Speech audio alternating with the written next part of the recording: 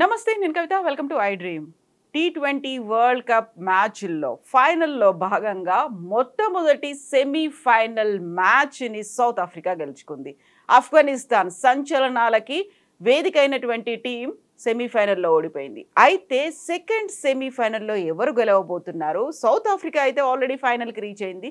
Second team ఎవరు ఉండబోతున్నారు? Next India versus England match ఎలా ఉండబోతోంది? మనతో పాటుగా ఉన్నారు sports analyst, cricket commentator Sudheer garu. Sudheer గారు, నమస్కారం అండి. నమస్కారం కవిత గారు, ఎలా ఉన్నారు?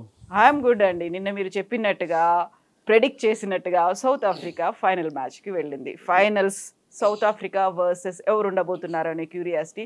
అయితే మనం ఆఫ్ఘనిస్తాన్ గురించి కూడా అసలు తక్కువగా మాట్లాడుకోవడానికి అస్సలు లేదు. ఈ for the first time T20 world cup మ్యాచ్లో ఆఫ్ఘనిస్తాన్ రావడం అనేది, ఇప్పటిదాకా టఫ్ మ్యాచ్లన్నీ చేశారు, కాంపిటీషన్ ఇచ్చారు. ఈ సెమీఫైనల్ మ్యాచ్ ఎలా అనిపించింది మీకు? ఎక్స్పెక్టెడ్గా మాత్రం జరగలేదు. అంతే ఇంత డిమాలిషన్ అవుతుందని ఎవరు ఎక్స్పెక్ట్ చేయలేదు. Because the way Afghanistan played, ఆస్ట్రేలియాను ఓడించారు, న్యూజిలాండ్ ఓడించారు. సో సౌత్ ఆఫ్రికాకు కూడా మంచి ఫైట్ ఇస్తుందని అనుకున్నారు.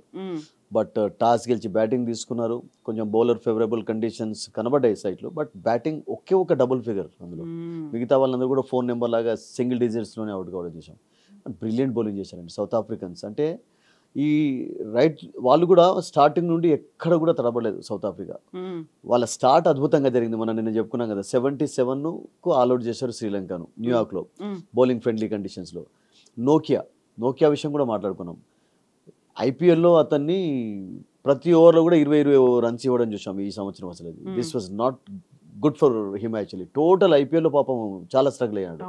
రబడా స్ట్రగుల్ కావడం చూసాం ఆడిన మ్యాచెస్లో కూడా. అదే రబడా, అదే నోకియా చూడండి ఎంత డిఫరెంట్ బౌలర్స్గా కనబడతారు. అసలు దేవర్ బ్రిలియంట్ అసలు యాక్చువల్లీ. సో వాళ్ళ బౌలింగ్ ఎఫర్ట్ తోటి సౌత్ ఆఫ్రికా సెమీఫైనల్కి జరుగుతున్నారు అండ్ సెమీఫైనల్ నుండి ఫైనల్కి జరుగుతున్నారు. సో బ్యాటర్స్ తోటి పాటు బౌలర్స్ డామినెన్స్ ఎక్కువగా కనబడింది. ఈ టోర్నమెంట్ మొత్తంలో కూడా ఐ థింక్ ఓన్లీ ట్వైస్ మాత్రమే 200 స్కోర్స్ చూసాం.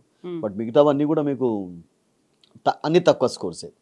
పెద్ద పెద్ద టీములు కూడా పెద్ద చిన్న టోటల్స్ చేజ్ చేయలేని పరిస్థితి చూసాం. మనం పాకిస్తాన్ విషయం మాట్లాడలేదు. ఇండియాను 190 కట్ చేసిన తర్వాత Pakistan could not chase. Next మ్యాచ్లో కూడా 100 చేజ్ చేయడానికి చాలా కష్టపడ్డారు అసలు యాక్చువల్గా.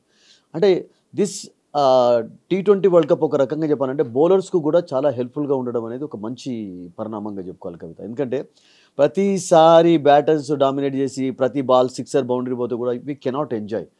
బ్యాటిల్ ఉండాలి. బికాస్ బౌలర్స్ కూడా ఇప్పుడు నెక్స్ట్ జనరేషన్ ఏమవుతుందంటే, నేను బౌలర్ను కానీ నేను బ్యాటింగే చేస్తానని వస్తారు. So I think it's been a very good tournament for the bowlers actually.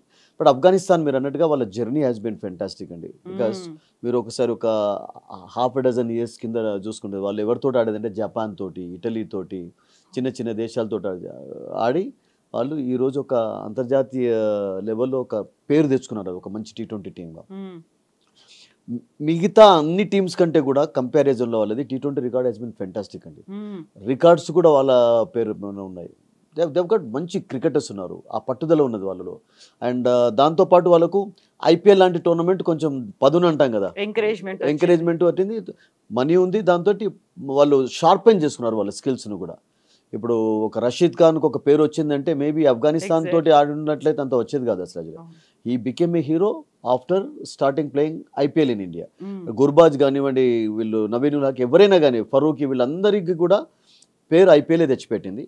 And IPL తోటి వాళ్ళు చాలా ఇంప్రూవ్మెంట్ తెచ్చుకోగలిగారు అసలు. అలా కాన్ఫిడెన్స్ని వాళ్ళు పెంచుకోగలిగారు. సో సెమీఫైనల్ అనేది కూడా ఒక బిగ్ అచీవ్మెంట్ అండి. అంటే ఫైనల్లో చేరకపోయినా కానీ ఆఫ్ఘనిస్తాన్ యొక్క ప్రదర్శనను మనం మెచ్చుకోవాలి. మేబీ ఇది ఒక స్టెప్ వాళ్ళకు. అండ్ ఇంకా చాలా టోర్నమెంట్స్ ఉంటాయి ఫ్యూచర్లో.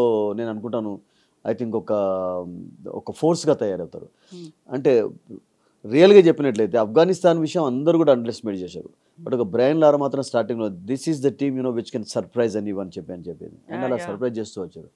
న్యూజిలాండ్ 75 ఆల్అౌట్ చేయడం అనేది what a big achievement. Australia 140 chase చేయలేకపోయారు అసలు యాక్చువల్గా. లాస్ట్ 4-5 ఓవర్స్లో కూడా వాళ్ళు 30-40 కొట్టని పరిస్థితి కనబడింది. అండ్ సెమీఫైనల్ మ్యాచ్ కూడా మనం చూసాం బంగ్లాదేశ్ తోటి ఎంత టఫ్గా కొనసాగిందో. సో ఫెంటాస్టిక్ క్రికెట్ ఆడారు వాళ్ళు అండ్ ఫ్యూచర్ అద్భుతంగా ఉంది. అందరూ కూడా చాలా యంగ్స్టర్స్ ఉన్నారు. ఎవరు కూడా అంత పెద్ద 35-40 వాళ్ళు ఎవరు లేరు, ఒక నబీ మినాయించి. I think they've got fantastic future అండి. బట్ అగైన్ సౌత్ ఆఫ్రికా విషయం కూడా మనం అనుకున్నాం కదా. ఎగ్జాక్ట్లీ, సౌత్ ఆఫ్రికా ఇప్పుడు అన్బీటెన్ గా వచ్చింది T20లో. ఇప్పటిదాకా ఏ ఒక్క మ్యాచ్ ఓడిపోలేదు. కాకపోతే గతంలో దానికి ఉన్నటువంటి ఒక సెంటిమెంట్, ఒక పేరు ఉంది, చోకర్స్ అనేది. సో ఇప్పుడు చోకర్స్ విన్నర్స్ గా మారిపోయారు. సెమీఫైనల్లో ఉన్నటువంటి ఆ గ్లిచ్ని కాస్త దాటుకొని ముందుకెళ్లారు. అబ్సల్యూట్. అంటే అది అవసరం కూడా వాళ్ళకు, ఎందుకంటే వాళ్ళ టాలెంట్కు అండ్ వాళ్ళ కష్టానికి కూడా అండ్ వాళ్ళు కనబరిచినటువంటి పేషెన్స్, ఓపిక. 71-72 తర్వాత 91 వరకు మళ్ళీ ఎదురు చూడాల్సి వచ్చింది అసలు. They were out of cricket, ban చేయబడ్డారు బికాస్ ఆఫ్ అపార్థైడ్ పాలసీ. ఆ తర్వాత ఓన్లీ వాళ్ళ క్రికెటర్స్, ద బెస్ట్ క్రికెటర్స్ ఇంగ్లాండ్లో కౌంటీ క్రికెట్ ఆడేది, ఆస్ట్రేలియాలో ఆడేది. అక్కడ మాత్రం వాళ్ళకు అలౌ చేశారు ఆడడానికి. సో అక్కడనే వాళ్ళకు పేరు వచ్చింది. లేకుంటే మనం నిన్న అనుకున్నాం కదా కవిత, బ్యారీ రిచర్డ్స్ లాంటి ప్లేయర్. బ్యారీ రిచర్డ్స్ ఒకే ఒక series against Australia 470 runs score చేశాడు ఆ సిరీస్లో. బ్రిలియంట్ ప్లేయర్ అండి అసలు యాక్చువల్గా. ఇప్పుడు గవాస్కర్ విషయం ఎంత మాట్లాడుకుంటామో, 34 బాడ్మన్ రికార్డు రద్దు చేశాడనేది, గవాస్కర్ రికార్డు సచిన్ టెండూల్కర్ బ్రేక్ చేశాడని, సచిన్ రికార్డు ఇప్పుడు కోహ్లీ చేస్తున్నాడని చెప్పి, బ్యారీ రిచర్డ్స్ ఫస్ట్ క్లాస్ క్రికెట్లో అతనికి ఆల్రెడీ 100+ సెంచరీస్ ఉన్నాయి. బ్యాట్ పట్టుకొని వచ్చాడు అంటే 100 కొట్టకుండా పోకపోయేది అసలు. ఎంత పెద్ద అటాక్ అయినా. వరల్డ్ సిరీస్ కప్లో ఆడే ఛాన్స్ వచ్చింది. కెరీ ప్యాకర్స్ కాబట్టి కనీసం వాళ్ళకు సౌత్ ఆఫ్రికన్ బెస్ట్ ప్లేయర్స్కు అగైనెస్ట్ బెస్ట్ అటాక్ ఆడి కూడా వాళ్ళ పర్ఫార్మెన్స్ ఇచ్చే అవకాశం వచ్చింది 78లో. మామూలు క్రికెటర్ కాదు అసలు యాక్చువల్గా. పొలాక్ అని మీకు ఇప్పుడు షాన్ పొలాక్ వాళ్ళ ఫాదర్, అతను లెఫ్ట్ హ్యాండ్ గ్రామ్ పొలాక్ అని చెప్పి, ఆ ఇద్దరు జాలండి అసలు యాక్చువల్గా. ఎలానైతే వెస్టిండీస్లో రిచర్డ్స్ అండ్ గ్రీనిడ్జ్ లాయిడ్ ఆడేదో, ఆస్ట్రేలియాలో చాపెల్ బ్రదర్స్ ఆడేదో, వాళ్ళిద్దరు సరిపోతారు అసలు యాక్చువల్గా. అంతే, ఇద్దరులో ఒక్కళ్ళు నిలబడితే చాలు ఒక 100 కొట్టే కెపాసిటీ. అంత గొప్ప ప్లేయర్స్ అన్ఫార్చునేట్లీ వాళ్ళ టాలెంట్ను కనబరిచే ఛాన్స్ కోల్పోయినారు అసలు బికాస్ ఆఫ్ దిస్ పాలసీ వలన. 18 సంవత్సరాల నిరీక్షణ తర్వాత మళ్ళీ క్రికెట్లోకి వచ్చారు. అండ్ థ్యాంక్స్ టు ఇండియా తోటి సిరీస్ ఆడారు. వెంటనే వాళ్ళకు వరల్డ్ కప్ ఆడే అవకాశం కూడా వచ్చింది. ఆ వరల్డ్ కప్ కూడా ఒక విక్టోరియస్గా మారేది. అక్కడ నుండి మీరు అన్నట్టుగా ఒక చోకర్స్గా మారుతూ వచ్చారు. అది ఎందుకంటే ఆ వరల్డ్ కప్ సెమీఫైనల్లో బ్లేమ్ చేసే పరిస్థితి ఇవ్వలేదు. బికాస్ ఈక్వేషన్ ఎలా ఉండిందంటే 13 బాల్స్లో 22 రన్స్ స్కోర్ చేయాలి. 13 బాల్స్లో 22 అంటే డిఫికల్ట్. ఆ జమానాలో అంటే ఆ పర్టికులర్ పీరియడ్లో అది డిఫికల్టే. ఎందుకంటే అప్పుడు లాస్ట్ ఓవర్లో 6-7 రన్స్ కూడా కంట్రోల్ చేసినటువంటి ఎగ్జాంపుల్స్ ఉన్నాయి. వకార్ యూనిస్, వసీం అక్రమ్ అయితే 4 రన్స్ కూడా స్కోర్ చేయనిచ్చేవాళ్ళు కదా అసలు. అది వస్తూనే ఒక హ్యాట్రిక్ తీసి కూడా అది చేసేవాళ్ళు. అటువంటి రోజులు అవి. బట్ ఆ పర్టికులర్ సెమీఫైనల్ తర్వాత వాళ్ళ పర్ఫార్మెన్స్ చక్కగా మెరుగుపడుతూ వచ్చింది. బట్ సెమీఫైనల్ వరకే మీరు అన్నట్టుగా అయిపోయింది అక్కడికి. ఆ తర్వాత వాళ్ళు ఫార్వర్డ్ కాలేకపోయినారు, ముందుకు వెళ్ళలేకపోయినారు. బట్ ఈ విక్టరీ అనేది నేను అనుకుంటాను చాలా confidence. They deserve it actually. They deserve to win the final. వాళ్ళు ఆడిన విధానం కానివ్వండి, తర్వాత వాళ్ళ ఓపికకు, వాళ్ళ ఆల్ పాస్ట్ బ్యాడ్ లక్ అంతా కూడా ఇప్పుడు మంచి రోజులు స్టార్ట్ అవుతున్నాం. ఎందుకంటే వాళ్ళు కూడా మంచి ఫ్యాన్ ఫాలోయింగ్ ఉంది. ఇప్పుడు అంటే డివిలియర్స్ అంటే ఇప్పుడు రిటైర్డ్ అయినారు, కానీ డివిలియర్స్ ఎంత ఇష్టపడతారు చెప్పండి అసలు. ఇప్పుడు విరాట్ కోహ్లీతో పాటు డివిలియర్స్ని ఇష్టపడే వాళ్ళు చాలా మంది ఉన్నారు ఇండియాలో. వాళ్ళిద్దరు ఒక టీంకి ఆడుతున్నప్పుడు డివిలియర్స్ వచ్చాడంటే మ్యాచ్ యొక్క రూపం మారుతుంది. బట్ అగైన్ మీరు అన్నట్టుగా చోకర్స్ అన్నారు కదా, డివిలియర్స్ సెమీఫైనల్ వరకు అద్భుతంగా ఆడతాడు. 200 ఉంటాయి, అందులో 50s కొడతాడు. సెమీఫైనల్ వచ్చేసరికి 0. That happened in 2015. చక్కగా ఆడుతూ ఒక్కసారి మళ్ళీ బోల్తా పడ్డారు అసలు. బట్ ఇప్పుడైతే నేను అనుకుంటాను ఈ గోల్డెన్ ఆపర్చునిటీని వాళ్ళు మిస్ చేసుకోరు. అండ్ దే విల్, అంటే ఇండియా ఫైనల్లో వెళ్ళా కానీ, ఇంగ్లాండ్ ఫైనల్లో వెళ్ళా కానీ, I think they are definitely going to be stronger opposition అండి ఎవరికైనా. వాళ్ళ కాన్ఫిడెన్స్ హైగా ఉంది. తర్వాత అందరూ మంచి ఫామ్లోకి వచ్చారు. డికాక్ ఫామ్లోకి వచ్చాడు. మాక్రమ్ చక్కగా ఆడుతున్నాడు, యాజ్ ఎ క్యాప్టెన్గా మంచి లీడ్ చేస్తున్నాడు. అండ్ ముఖ్యంగా వాళ్ళ నోకియా అండ్ రబడా, అండ్ దాంతోపాటు వాళ్ళకి షామ్సీ అండ్ మహారాజ్ ఇద్దరు బౌలింగ్ అటాక్ కూడా. యాసన్ కూడా చాలా మంచి లెఫ్ట్ ఆర్మ్ పేస్మెన్, వికెట్స్ తీస్తున్నాడు, రన్స్ కొడుతున్నాడు. So Dev got a fantastic side అండి. మిల్లర్ లాంటి మిడ్ క్లాసన్ లాంటి ఫినిషర్స్ ఉన్నారు. సో ఒకవేళ ఏ టీం వచ్చా కానీ I think it's not going to be easy for any team to beat South Africa in the final side. Then so, what about the second semi-final match, India versus England? గయానాలో జరుగుతుంది. And గయానాలో కూడా లో scoring matches చూసాం. 183 I think Afghanistan score చేసినట్టున్నది. And ఇప్పుడు venue shift చేశారు so గయానాకు. బట్ పూర్తి మ్యాచ్ అవుతుందా, బికాస్ వర్షం కూడా కొంచెం పొంచి ఉండదని చెప్తున్నా, ఛాన్సెస్ ఉన్నాయి. రెయిన్ ఒకవేళ వర్షం కారణంగా మ్యాచ్ జరగకపోతే మాత్రం I think Indians will be true, ఎందుకంటే వాళ్ళకు ఆల్రెడీ టాప్లో ఉన్నారు కనుక ప్రాబ్లం ఉండదు. బట్ అలా కావాలని ఎవరు కోరుకోరు. And England is a very tough team అండి. ఎందుకంటే కోర్స్ ఇప్పుడు మీరు సెమీఫైనల్ లాంటి మ్యాచెస్లో బిగ్ అకేషన్స్లో మనం నిన్న మాట్లాడుకున్నట్టు ఎక్కువగా ఎక్స్పెక్టేషన్స్ ఎవరిపైన ఉంటాయంటే రోహిత్ కంటే కూడా విరాట్ కోహ్లీ పైన ఉంటాయి. బికాస్ అతను ఆడినటువంటి 3 సెమీఫైనల్స్లో కూడా 3 బ్రిలియంట్ 50 స్కోర్ చేశాడు. ఇప్పటి వరకు T20 సెమీఫైనల్స్ ఆడితే లాస్ట్ ఇంగ్లాండ్ తోటి ఆడారు. ఇంగ్లాండ్ 10 వికెట్ విక్టరీ సాధించింది ఆస్ట్రేలియా, ఆ తర్వాత విన్నర్స్ అయిపోయినారు. ఆ తర్వాత అంతకుముందు ఒక సెమీఫైనల్లో కూడా విరాట్ కోహ్లీ హాఫ్ సెంచరీ సాధించాడు. సో విరాట్ కోహ్లీకి బిగ్ మ్యాచెస్లో మంచి రికార్డు ఉంది అందరికంటే కూడా. బికాస్ అతన్ని అంటుంటారు కదా, కష్టాల్లో ఉన్నప్పుడు విరాట్ కోహ్లీ ఎక్కువగా ఆదుకుంటుంటాడని చెప్పి. ఫస్ట్ ఇన్నింగ్స్ ప్లేయర్ కాదు, సెకండ్ ఇన్నింగ్స్లో మీరు చూడండి వికెట్స్ కూడా కొంచెం డిఫికల్ట్గా మారుతాయి, రన్స్ కొట్టడం కష్టం అవుతుంది. సో అటువంటి సిచ్యువేషన్లో Virat Kohli performs better actually. Century సాధిస్తాడు, చివరి వరకు ఉంటాడు, మ్యాచెస్ను గెలిపిస్తుంటాడు. వన్ ఎగ్జాంపుల్ పాకిస్తాన్తో జరిగిన match last world cup is enough actually. ఈ టోర్నమెంట్లో అఫ్కోర్స్ అంత చెప్పుకోదగ్గ ఫామ్ కనబరచలేకపోయాడు. బికాస్ అతన్ని బ్లేమ్ కూడా చేయలేరు. ఈవెన్ గవాస్కర్ కూడా చెప్పారు కదా, గవాస్కర్ ఏమన్నాడంటే న్యూయార్క్ లాంటి వికెట్ పైన డాన్ బ్రాడ్మన్ ఉన్నా, వేవ్ రిచర్డ్స్ ఉన్నా కానీ ఈవెన్ సచిన్ టెండూల్కర్ లాంటి ప్లేయర్స్ కూడా రన్స్ కొట్టేవాళ్ళు కాదని చెప్పారు. ఎందుకంటే there was big help for the bowler. ఆ వికెట్ అనేది బౌలర్స్కు స్వర్గధామంగా మారిపోయింది అసలు. బౌలర్స్ చాలా ఎంజాయ్ చేశారు. ఇదే నోకియా విషయం మాట్లాడాం కదా, ఈ గాట్ 4 వికెట్స్. శ్రీలంకన్ బ్యాట్స్మెన్ అసలు కదలనివ్వలేదు.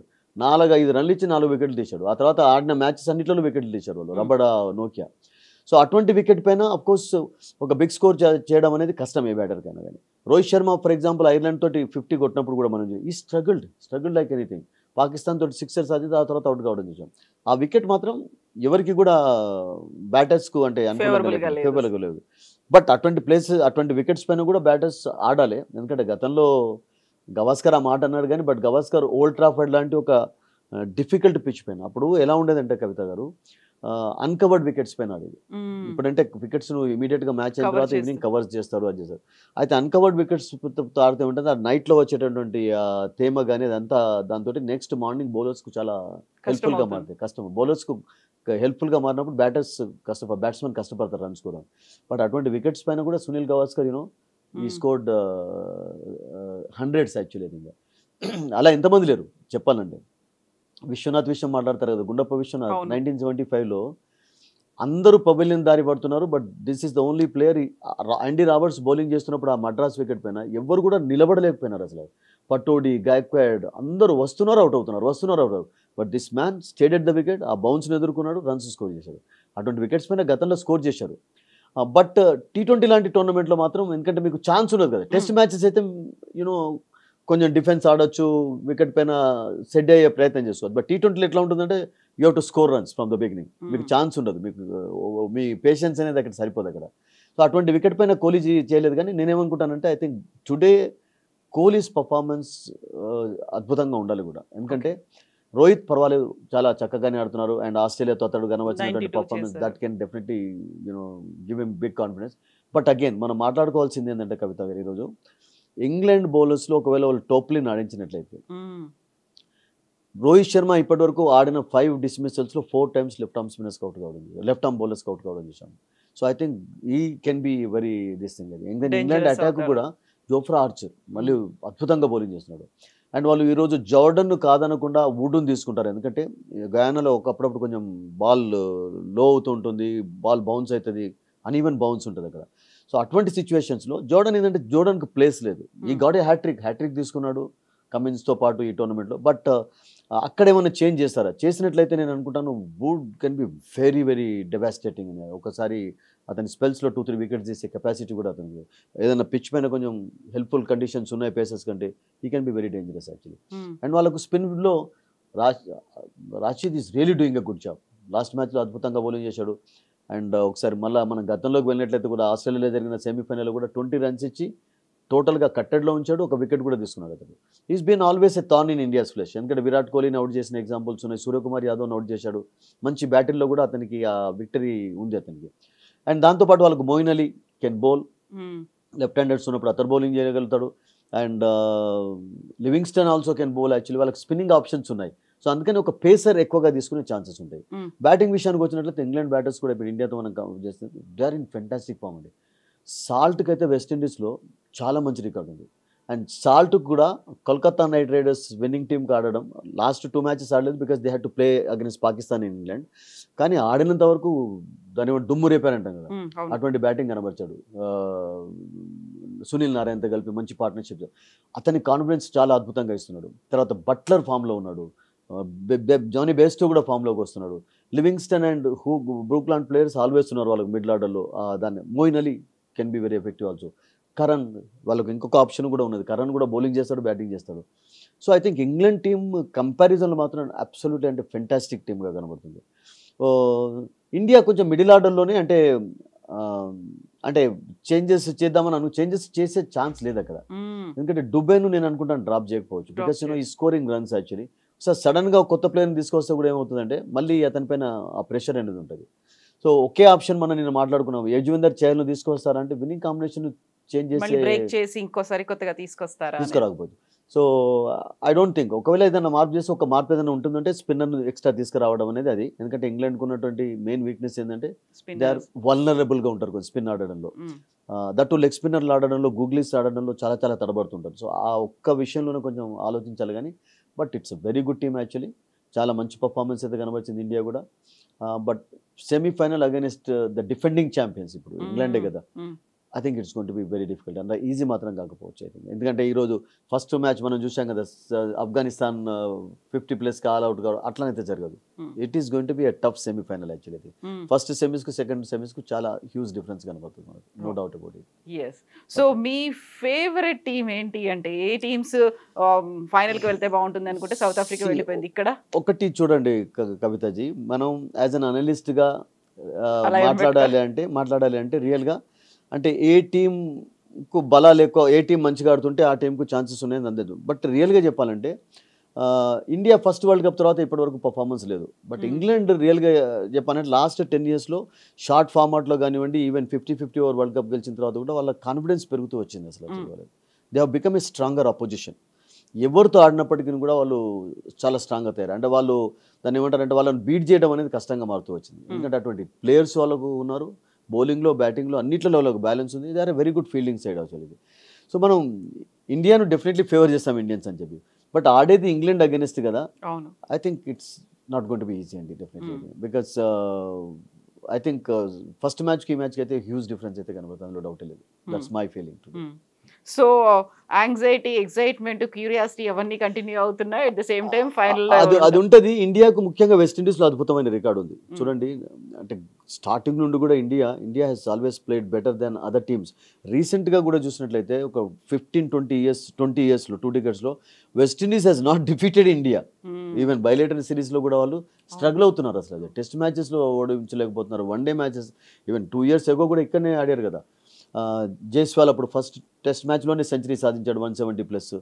So Indians have always perform better than other teams in the West Indies actually. So వాళ్ళకు ఆ వెస్టిండీస్ కండిషన్స్ కూడా కొంచెం అలవాటు పడి ఉన్నారు. అందులో ఆ కాన్ఫిడెన్స్ కూడా ఉండవచ్చు, వర్కౌట్ అవుతుంది. బట్ అగైన్ వికెట్ ఎలా ఉంటుంది, ఎందుకంటే ఈ వికెట్స్ ఈ పర్టికులర్ టోర్నమెంట్లో మనం చూసాం కదా కవిత, కొంచెం అన్ప్రెడిక్టబుల్గా కనబడ్డాయి. ఎప్పుడు ఎలా ఒకసారి సడన్గా బౌలర్స్కు ఫేవరబుల్గా ఉండడం, ఒకసారి స్లోగా ఆడడం.